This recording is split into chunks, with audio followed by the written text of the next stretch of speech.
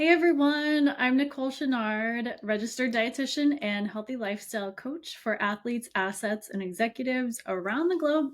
And the topic of today's episode is identity, values, and how they affect your health and your ability to live freely.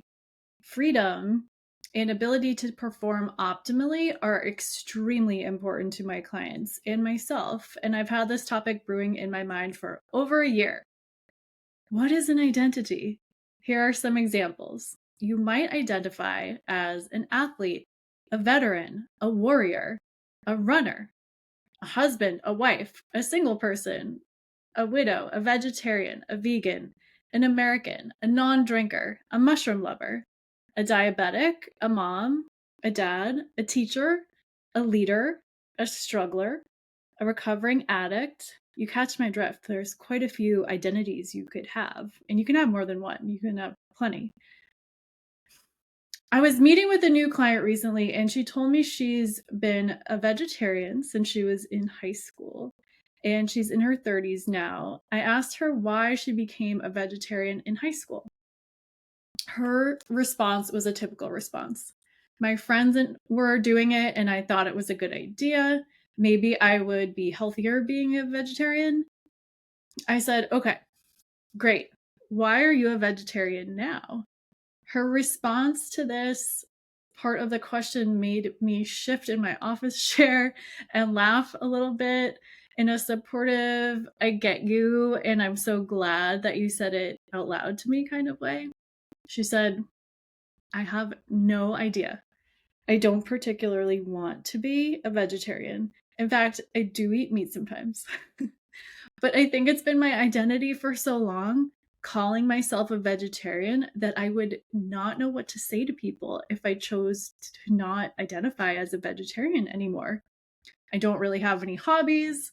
I'm kind of boring, in my opinion. So that's my thing, my identity. Who would I say I am? How would I have conversations if I'm no longer a vegetarian? Oof. If I don't know if you knew this, but I spend more time on behavior change, health promotion, psychology strategies than actually telling people what to eat. This brings us to values. According to Google AI, so cool, right? Personal values are the principles and beliefs that guide a person's actions and decisions and help shape their identity.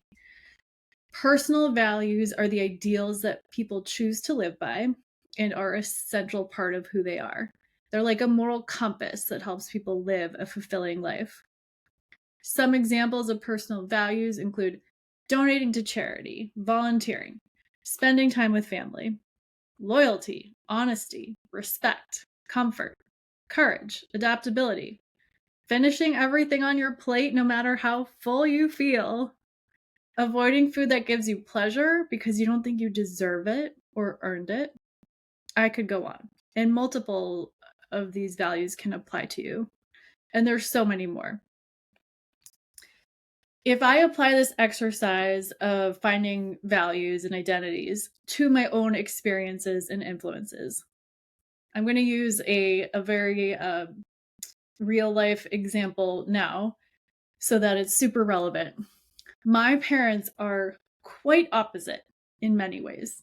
One timely example would be that one parent is a hardcore Republican and my other parent is a hardcore Democrat, which has been a huge stress in my life, making it seem to me that if I choose to be a Republican or Democrat by identity and values, I'd be choosing a parent, which has never felt right. So, guess what? I'm a registered independent. I do value voting, and there's wiggle room here. So, I'll add to that. One of my values, which I'm not sure what it's called, but I don't like having certain labely identities when it comes to values and identities. I know, ironic for this topic, right? But when an identity or a value has so many potential layers of meaning and interpretation, I tend to be the attorney in the room saying, well, it depends. And that's totally valid too. I'm going to bring this back to food. A lot of people ask me if I am or assume that I'm a vegetarian. And it used to bewilder me. I am not. Are there days that I don't eat meat? Sure. But I love eating meat, and I think we have canine teeth, these ones right here, if you're watching the video, for the purpose of eating meat at least once in a while. That doesn't mean every day, but every once in a while, so that we can absorb and metabolize key nutrients like vitamin B12, iron, and protein more optimally. These nutrients are more bioavailable in meat, poultry, and fish, meaning the body more easily absorbs, digests, and metabolizes a higher percent of each of these nutrients when it comes from an animal source. That being said, I don't identify as a meat eater, but if I was forced to label myself, I would say I'm a flexitarian. I eat what I want when I want to eat it. Why do I feel the need to discuss personal values and identity? This all ties back into your health, your overall health. So, understanding your personal values can help you make informed decisions, set goals, and live a happier, freer life. You might not be aware of what your values are, or maybe you are aware of some of them. But I want you to think about your values and your identities because they can really hold you back from your greatest potential. You might not even be aware of them, or they can help you completely change your mindset and your energy and the people you surround yourself with and your income and your love life and whether you'll ever get to travel to all the places on your bucket list so you can actually tell stories about your trips and inspire other people to do the same.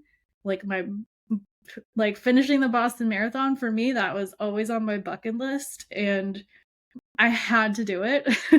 It was so valuable to me. And it still is because I identify as a marathon finisher, a Boston Marathon finisher, hardcore. And maybe you do too. So sometimes values can conflict, making it difficult to reach a decision. This happens all the time. I see this every day. For example, if you value adventure, but you also value comfort and stability, you might need to decide which is more important to you at certain points in your life. Sometimes you can have both, and sometimes it's harder to do that, and it's okay to change and adapt.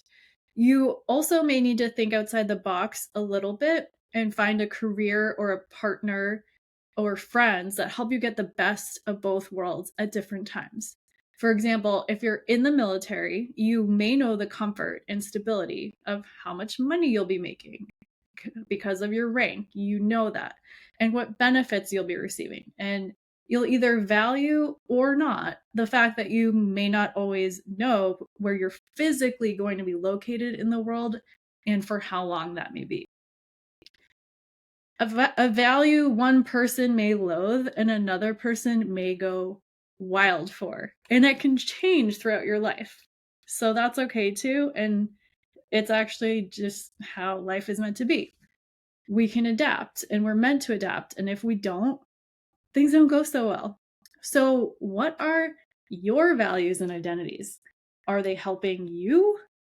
Or could they possibly be holding you back from the life you've always dreamed of, in the place you've always dreamed of, with the people you've always dreamed of? These questions and the answers you come up with are all tied to your health, your family's health, your financial health, and your future self and legacy. When you remove the expectations of others and the expectations you've created for yourself because of perceived expectations of others, who are you? Something to think about. Thanks for watching. Thanks for listening. I'm Nicole Chenard, and I hope to help you perform better now. If you'd like to book a one-on-one session, you can find me at NicoleChenard.com. I'll see you soon.